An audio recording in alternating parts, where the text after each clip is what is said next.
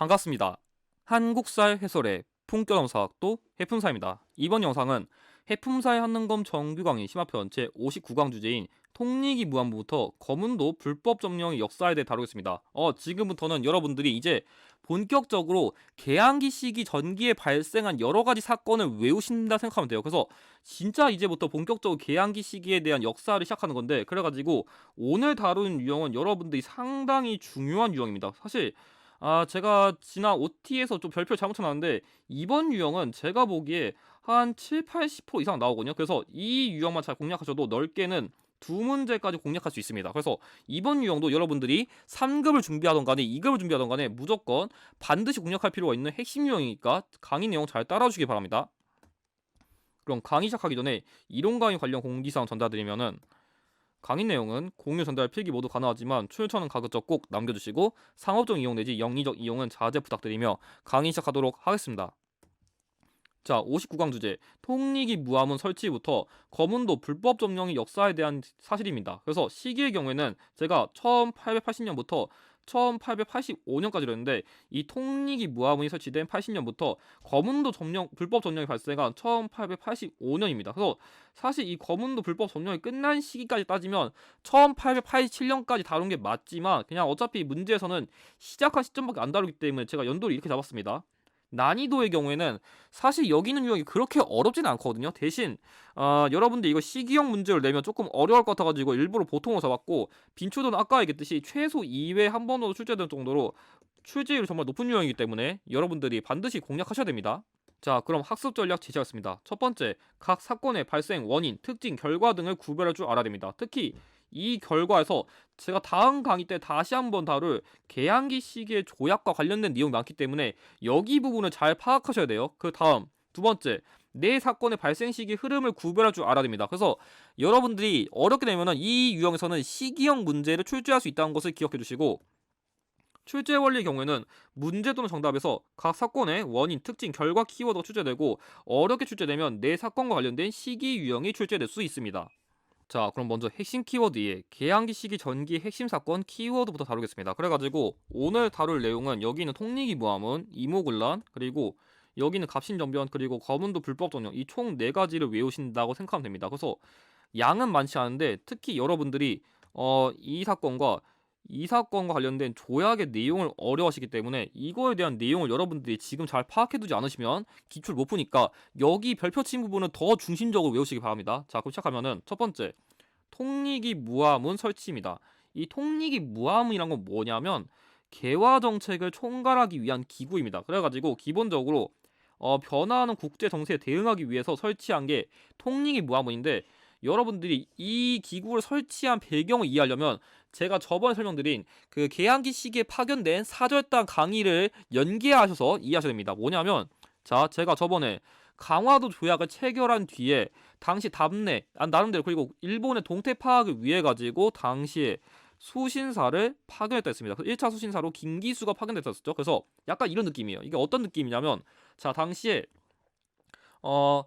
쉽게 말해가지고 내가 평소에 집에서 맨날 이렇게 술 마시고 게임만 하면서 이렇게 평생 놀고 있어. 그러다가 나 이렇게 살면 안 되겠다 싶어가지고 뭔가 카페도 찾아보고 아니면 유튜브도 찾아보고 이런 식으로 나름대로 뭔가 정신 차린 거예요. 그러니까 뭔가 이런 거예요. 그러니까 이 수신살 활동은 뭔가 내 머릿속에 느낌표 전구를 땅 찍는 계기예요. 그러니까 뭔가 저걸 보고서 나도 변화해야 되겠다. 뭔가 내가 맨날 집에 술 먹고 게임하고 이러다가 나도 좀 이렇게 살면 인생 망하겠다 싶어가지고 뭔가 변화를 해야겠어. 그러니까 어떻게 보면 이 시점은 계기라고 할 수 있겠죠. 그래가지고 이 계기를 바탕으로 그런 변화를 하기 위한 일종의 시발점인 통리기 무함을 설치한 거예요. 근데 우리가 이 기구 설치했다고 해서 갑자기 평소에 놀고 있다가 평소에 팽팽 이렇게 막 술만 먹고 있다가 갑자기 휙 변할 수 없잖아요. 그러니까 어떤 거냐면, 이 통리기 무함을 설치한 다음에 이 변화를 하고 싶은데 내가 머릿속에 아는 게 없으니까, 그럼 아는 게 없으면 어떻게 하겠냐, 주변 모험생들 아니면 주변에서 좀 배울 만한 게 있을 게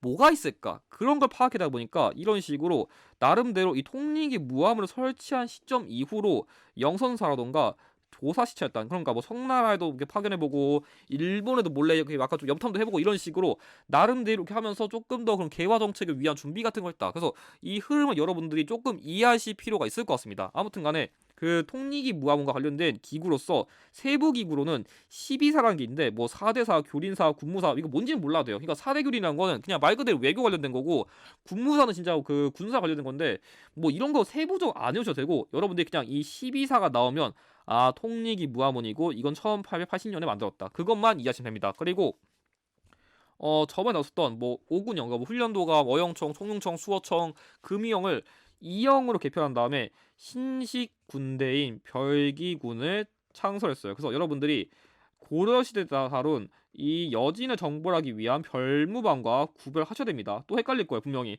나중 가서 별기군이랑 별무반 너무 헷갈려 또 이럴 수 있기 때문에 잘 보셔야 됩니다. 자, 다음. 그래서 그 다음으로는 이모군란인데 이 별기군이 창설된 뒤에 이모군란이 어떻게 발생한 원이 있거든요. 뭐냐면 자 아까 얘기했듯이 이 별기군은 신식 군대입니다. 근데 어 신식 군대를 만들었다 해가지고 원래 예전에 또 군인이 없는 건 아니잖아요. 그래서 이 신식 군대가 만들어지면서 구식 군인에 대한 차별이 되게 심해졌어요. 뭐냐면 당시에 그 구식 군인에게 월급을 줘야 되는데 월급이 몇 달 동안 밀렸어요. 월급 밀렸는데 나중에 그나마 쌀 주겠다고 월급 줬는데 막 거기에 겨도 섞여 있고 막 쌀 썩어 있고 막 돌도 섞여 있고 막 진짜 먹으면은 진짜 이빨 다 부서질 것 같아. 그래가지고 이 군인들이 가뜩이나 배고파 죽겠는데 이런 걸로 월급 밀린 거를 다 개판을 주니까 빡쳐가지고 당시에 어떻게 썼냐면 약간 이렇게 외우세요. 자, 이 18, 야 이 18, 빨리 돈 줘. 이렇게 외우시면 좋을 것 같아요. 그래서 조금 욕이지만 이런 18, 빨리 돈 줘. 이렇게. 그렇게 하시면 여러분들이 조금 빨리 기억할 것 같아요. 아무튼 간에 그래가지고 어떻게 보면 그 곡식이 모여있는 선해청이라던가 일본 공사가 습격했는데 해풍선이 일본 공사관은 왜 습격했어요? 원래는 당시 어떻게 알렸었냐면은 그 이 구시군인들이 내 빨리 밀린 월급 달라면서 궁궐을 습격하려 했는데 얘네가 거기 상세한 위치를 몰라가지고 다른 곳을 잘못 습격해가지고 본의 아니게 일본에 피해를 줬는데 이게 생각보다 중요합니다. 왜 중요한지 이따 알려드릴게요. 그 다음 그래가지고 당시에 원래 고종이 집권하고 있었긴 했지만 당시 조금 실질적으로 좀 권력을 좌지우지하는 게 바로 명성황후거든요. 명성황후. 그래서 뭐냐면 고종의 아내가 명성황후인데 이 명성황후가 당시에 얘네 때문에 나 쟤네 월급 안 줬다 죽으면 어떡하지? 얘가 그래가지고 도망갔었거든요. 그래서 당시 어땠었냐면 일단 임시로 이 명성황후가 그 반란군에게 죽었습니다. 이렇게 거짓을 보고한 다음에 당시 흥선대원군이 임시로 재집권해가지고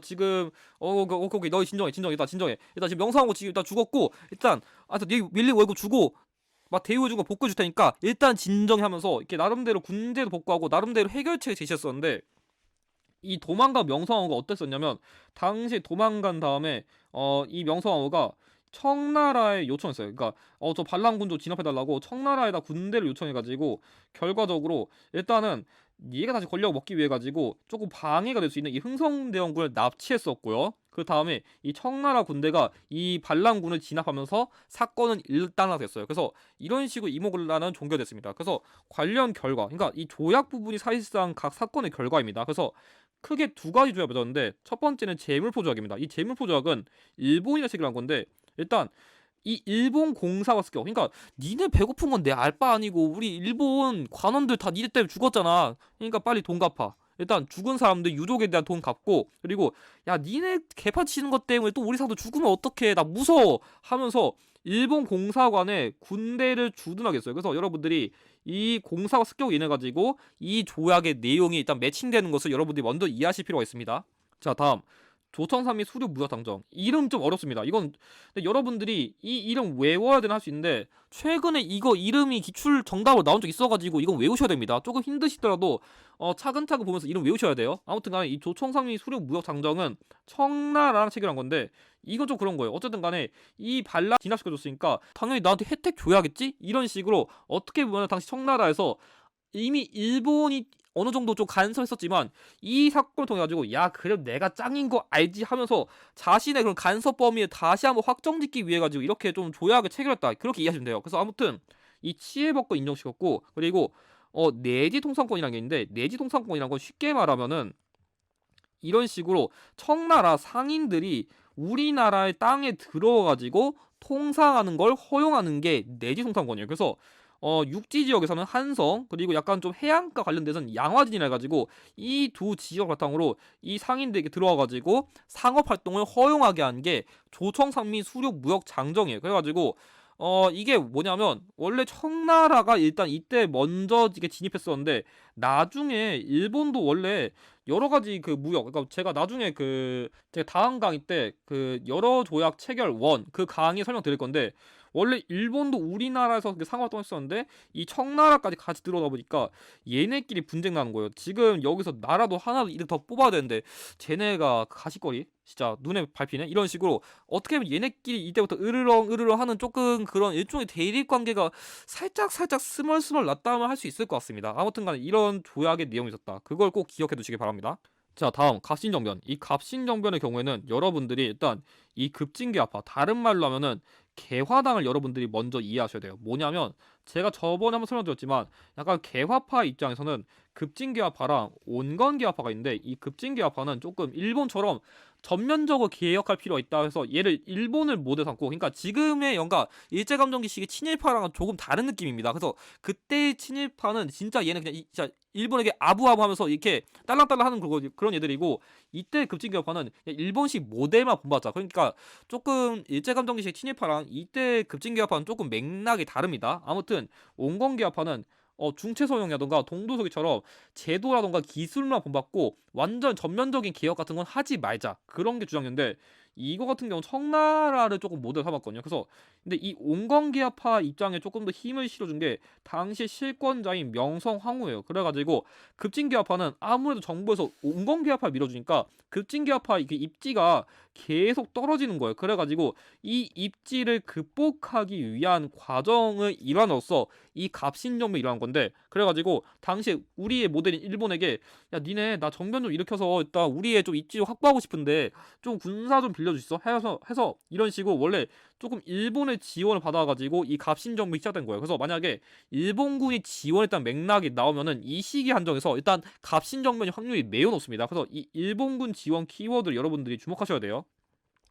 그래가지고 이 사건이 발생한 시점은 이 우정총국 정변이거든요. 그래가지고 이 우정총국 정변이 발생할 때 뭐냐면, 이 우정총국이란 거는 지금으로 치면은 지금 치지 말고 그때 당시에 근대식 우편이랑 관련된 기구예요. 그래서 이 근대식 우편 관련된 기구지 만들어가지고 야 이렇게 뭔가 술 파티하면서 이렇게 짜란하면서 이렇게 화티를 여는데, 여기서 정변이 일으킨 거예요. 뭐냐면 당시 이 급진개화파 사람들이 이렇게 사람을 집어놔가지고 이 온건개화파랑 관련된 인물들 몇 명을 막 총살하고 칼로 찌르고 다 죽여가지고 당시에 난리 났네 싶으니까 빨리 여기 있는 사람들이 지금 고종님, 명성황후님 지금 정변이 일어났으니까 빨리 도망가야 되면서 당시에 이 두 인물을 궁궐로 이동시켰거든요. 그 다음에 자신들의 이런 새로운 내각을 만든 다음에 요구사항 같은 거 발표했어요. 그래서 그 요구사항을 발표한 게 바로 혁신정강 14조거든요. 그래서 혁신정강 14조인데 여기에 내용을 조금 몇 개 설명드리면은, 일단 대표적으로 여기 있는 국가재정은 호조에서 담당한다, 그런 내용이 있고, 추가적으로 흥선대원군이 빨리 귀국해라. 그래서 흥선대원군 빨리 귀국하고 청나라에 대한 그런 뭔가 사대하는 걸 끊는다, 그런 맥락인데, 이 청나라에 대한 사대를 끊는다는 맥락이 나중에 그 2차 가부개혁 시기에 홍범 14조에서 나오거든요. 그래서 여러분들이 청나라에 대한 그 사대 관계 끊는다, 그런 맥락에 나오면 흥선대원군 귀국이 있으면은 가심정변식이고, 그게 없으면 2차 가부개혁인데, 그건 제가 이따가 나중에 개항기 시기의 개혁도 다시 한번 설명드리겠습니다. 아무튼간에 이런 식으로 나름대로 요구사항 같은 걸 발표했었는데, 이 명성황후가 그래도 머리는 좋았었거든요. 뭔가 얘는 하는 게 뭔가 지네끼리 짜고 치는 거 아닌가 싶어가지고 이때 또 청나라에게 군사를 요청했어요. 또 청나라 요청한 게, 사실 이때 청나라가 원래는 그때 프랑스와 전쟁 중이어가지고 조금 상황이 안 좋았었는데, 그래 조선 도와달라니까 어쩔 수 없이 도와줬거든요. 그래서 이때 일본군이랑 청나라 군대랑 싸웠었는데 이때 일본군이 발렸어요. 그래가지고 결과적으로 이 사건은 3일 만에 거의 실패해버려가지고 3회 천하라는 별명이 붙었습니다. 그래가지고 어쨌든 간에 이 일본군이랑 청나라 군대가 대립했다는 거는 갑신정변이랑 나중에 다룰 청해전쟁이 대표적인데, 그래서 다른 키워드까지 확인하셔가지고 일단 근데 일본군이 지원했다는 맥락이 나오면은 갑신정변입니다. 그래서 대표 인물로는 김옥균이랑 박영효가 있습니다. 특히 여러분들이 만약 이 김옥균이 언급되면은 갑신정변 낸 거구나, 그렇게 이해하셔야 됩니다. 그래서 이 사건 이후에는 일단 또 두 가지 조약을 맺었어요. 뭐냐면 한성조약이랑 이 청나라랑 일본끼리 텐진 조약을 맺었는데 이 한성 조약의 경우에는 조선이랑 일본이 체결한 거거든요. 그러니까 어쨌든 간에 난 니네 정변 도와줬으니까 갚아야지. 은혜 갚으라 해가지고 일단 또 배상금 지불하 했어요. 일단 우리 군대 다쳤으니까 배상금 지불하고 야 그 도와줬으니까 사례금 줘야지 하면서 이 공사관 신축비를 지불하라 했었는데 자 잘 보세요. 이 재물포 조약에서도 배상금 지불이 있고 여기에도 배상금 지불이 있어요. 그러니까 이 이모글라식의 재물포 조약은 이 일본의 군대를 주둔했냐 안 했냐 이 키워드를 외우셔야 되고 이 한송 조약은 공사관 신축비 지불이 나왔냐 안 나왔냐 이거를 구별하셔야 되는데 제가 이거 어떻게 구별하는지 이따가 기출로 보여드릴게요. 그다음 텐진 조약의 경우에는 청나라랑 일본이 체결한 건데 이 조약 핵심은 일단 우리끼리 싸웠으니까 괜히 또 우리끼리 부딪히고 귀찮잖아. 그래가지고 만약에 조선의 군대를 파견할 때는 사전에 서로 보고해가지고 괜히 우리끼리 또 후환을 만들지 말자 이렇게 나름대로 합의를 한 거예요. 그래서 어떻게 보면 이 텐진 조약이 제가 다음 강의 때 다룰 동학농민 운동에서 그 청해 전쟁이 발생하는 원인을 제공하게 된 직접적인 조약입니다. 그래서 여러분들이 지금은 일단 그런 게 있구나 그 흐름만 알아두시면 됩니다. 자 마지막으로는 거문도 불법 점령인데 이 거문도 불법 점령은 어떤 국가가 있냐면 영국이 있습니다.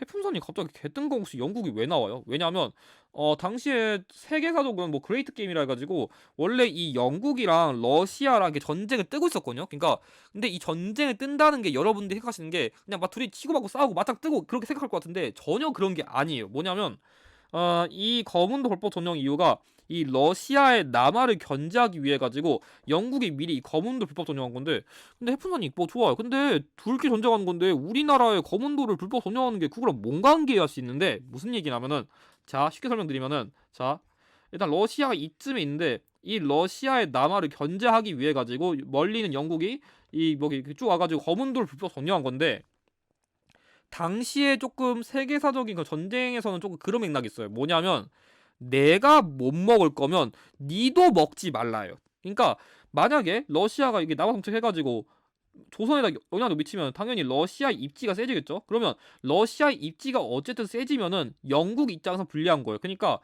쟤네가 더 커지는 걸 막으려면은 무조건 내가 치고받고 싸우는 게 아니라 제가 성장할 수 있는 교두보도 끊는 게 맞아요. 그래가지고 이 러시아가 여기 있는 거문도에 이렇게 미리 가가지고 이 거문도에서 쟤네 성장하나 못 성장하나 이런 식으로 미리 그냥 불법 점령해가지고 감시한다. 그런 맥락으로 이해하시면 될 것 같아요. 그래가지고 원래 이 사건이 발생하기 직전쯤에는 독일의 공사 부들러라는 인물이 됐었고 그리고 직후쯤에는 유계준이라는 인물이 조선 중립화론을 주장해가지고 야 우리 조선은 어디 국가 나불틀 거니까 그냥 우리 건들지 말고 그냥 중립국으로 내두세요 이렇게 주장했었거든요. 근데 이게 먹히진 않았어요. 먹히진 않았는데 하도 이런 식으로 외세에 대한 간섭 심해지니까 좀 우리 좀 그냥 건들지 말고 그냥 중립국으로 내두세요 이런 식으로 조금 건의한 내용이 있었는데 이거 역시 1885년이니까 여러분들이 그건 기억해두세요. 그래서 좀 정리하면은 그 통리기 무함원 설치, 이모군란, 그리고 갑신정변, 거문도 불법 점령 이 순서를 한 번에 외우기 위해 가지고 여러분들이 이렇게 외워보세요. 통감자를 한 입에 먹으니 갑자기 거사하셨네. 자 그래서 이 통리기 무함은 좀 입이지만 이모군란 그리고 갑신정변 그리고 여기 거쳤다 가지고 거문도 불법 점령 한번 순서가 안 외워지면 이렇게 하다 한번 외워보시는 게 나을 것 같습니다. 자 그럼 관련된 기출 한번 풀이해보겠습니다. 자 보면은 1880년에 만들어진 개화정책 총괄기구고 개항 이후에 정세 변화 대응하기 위해서 만들었고 시비사 두었다. 제가 이러면 통리기 무화문이라 했습니다. 자 그럼 선지 분석해보면은 1번 교원 양성을 위해 한성 사범학교를 설립했다. 이 한성 사범학교는 제가 다다음 강의쯤에 다룰 2차 가보개혁에 관련된 사례라 안 맞고요. 2번 외교활동 펼치기 위해 구미위원부를 두었다.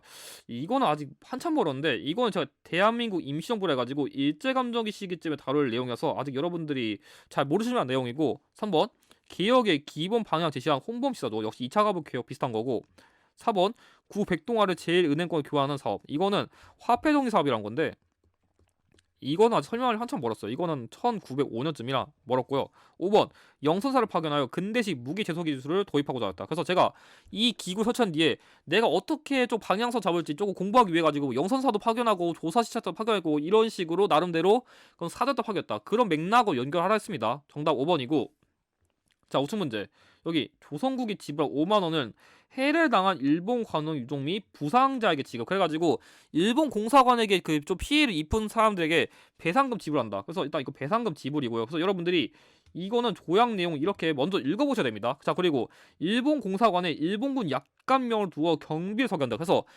공사관 또 누가 습격하면 어떡해? 그래가지고 군대를 주둔할 수 있는 명분을 가진 게 이 조약이었었죠. 그래서 이런 맥락이 나오면 제가 아까 강조한 이게 바로 재물포 조약입니다. 그래서 이거는 여러분들이 원문을 해석하는 훈련을 할 줄 알아야 문제 쉽게 풉니다. 자, 1번. 구식군인들이 이모굴라 일으켰다. 자, 계기간의 사건이니까 맞죠? 정답 1번이고. 자, 2번. 영국이 거문도 불법종령. 자, 이거 85년이었죠. 1885. 그래서 시기 이후입니다. 안 맞고.